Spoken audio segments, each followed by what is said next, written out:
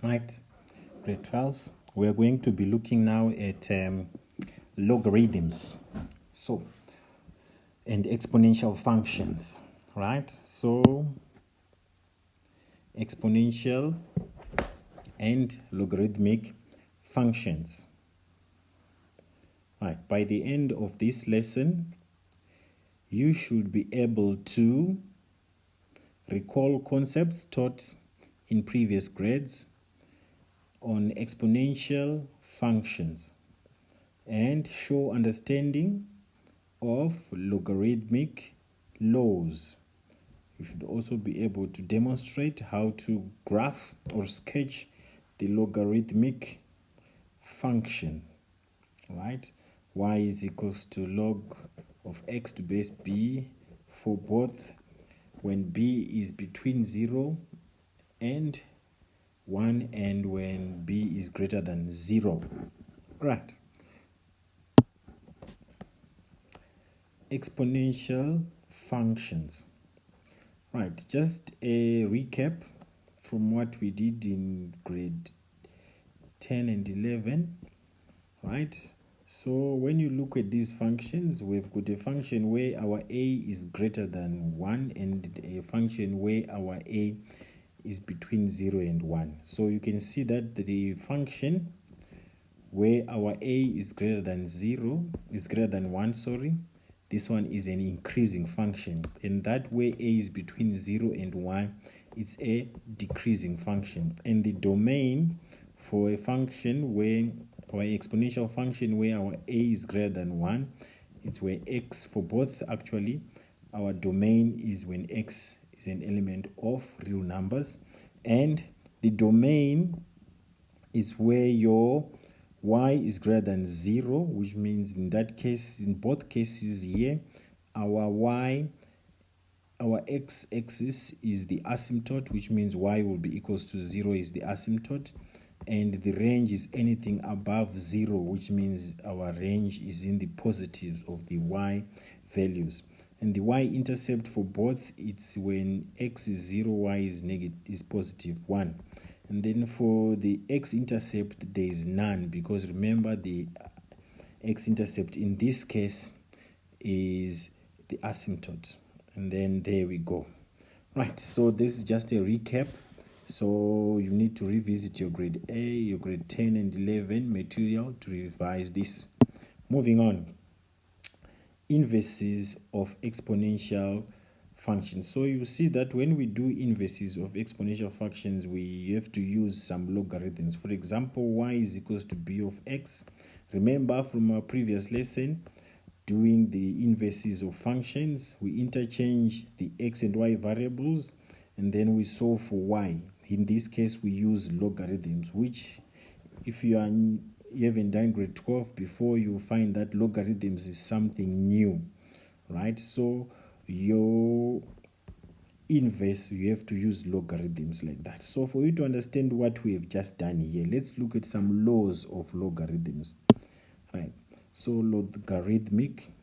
logarithms. So definition mathematically, if y is equals to b to the power of x, then x is equals to log of y to base b, which is read log x is equal log of y to base b. So let's look at logarithm laws. Right, so log of m multiplied by n will be equals to log of m plus log of n. Log of m divided by n is log of m minus log of n. Log of n to base m can be written as log of n divided by log of m. And log of mn is equals to n log of m. And m, the conditions for these logarithms, for the first one there, m and n have to be greater than 0. Same with the second law. With the third law, m has to be greater than 0 and also will not be equals to 1. And then for the fourth law there, m will be greater than 0. Okay, right, I hope you are getting it. So you need to know these laws of logarithms if you are dealing with logarithms, just the same way you knew the laws of exponents. Right, So when you are dealing with the exponential function, you need to know the exponential laws. When you are dealing with the logarithmic functions, you need to know the logarithm laws. Now, let's look at some examples, right? You see that they don't assess much on logarithms when it comes to caps, but you need just have to know these, how to manipulate some logarithmic expressions, right? So we have here log to base 8 multiplied by b. So that is, we have simplified it already. When you add the logarithms, you multiply the numbers. So there we go, is simplified. It will give us a 5. So you can see what is happening here. When we are given log of 8 to base 2 plus log of 4 to base 2, we multiplied 8 multiplied by 4. So you get log to base 2 of 32. So you can see we wrote it as an exponential format, which is 2 to the 32 is 2 to the power 5. So applying the laws of logarithms, that will be 5 log of 2 to base 2, which will be equals to 5 log of 2 divided by log of 2, which is a 1 multiplied by 5. It simplifies to 5. Right, moving on. Right, example 2, they say evaluate, and you are given log to base 2 of 9, log of 9 to base 2 multiplied by log of 3 to base 8. So we've expanded, right? It gives you that, and you see that it quickly simplifies, and then you can punch the rest in your calculator, right? You need to be able to use your calculator when dealing with logarithms. You will see it when we start doing finance, growth, and decay. All right, so to 2 decimal places, our answer there will be 1,67. Right, moving on, another example on the using logarithms. We've got log to base 2 of x is equals to 3. Simplify there, they say solve for x. So we use the laws of logarithms to simplify the whole sum. I hope you are getting it. Right, so log of x to base 2 becomes log of x divided by log of 2 is equals to 3. We multiply both sides by log of 2.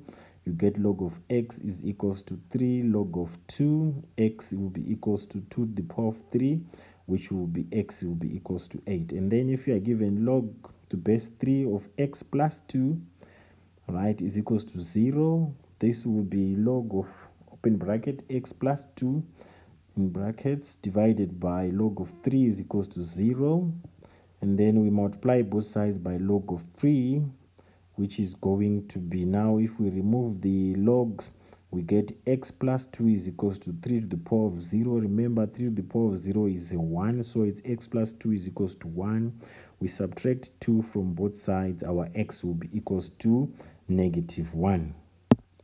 Right, and then example, find inverse of y is equals to 3 multiplied by 2 to the power of x plus 1. So what, we divide both sides by 3, then we apply our logs.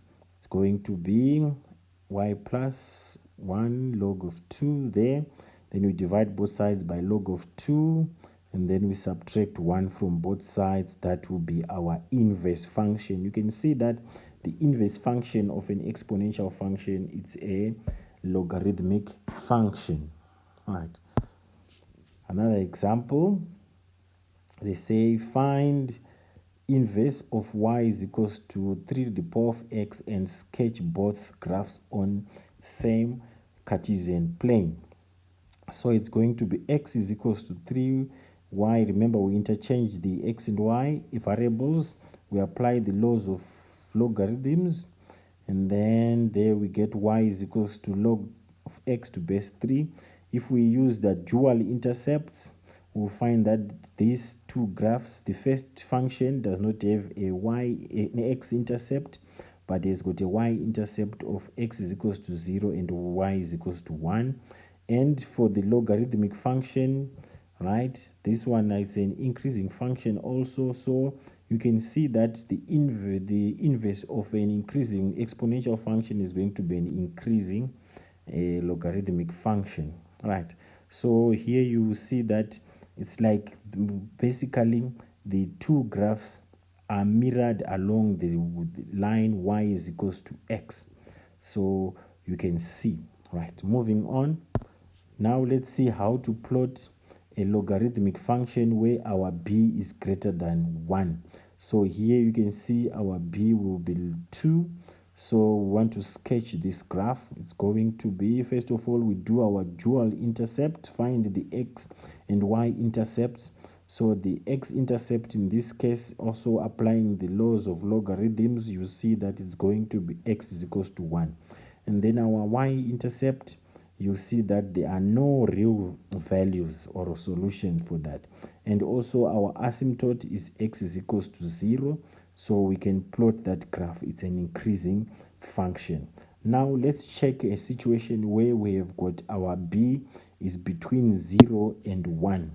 So if our b is between 0 and 1, like in this case, it's a third, right? You see that again, when we want to plot the graph, you have to do the dual intercept, find the x and y intercepts, which we do with all functions when we want to plot them, right? In this case, you see our x is equals to 1, and then our y intercept, in this case, x is equals to 0, and then you see there are no real solutions, right?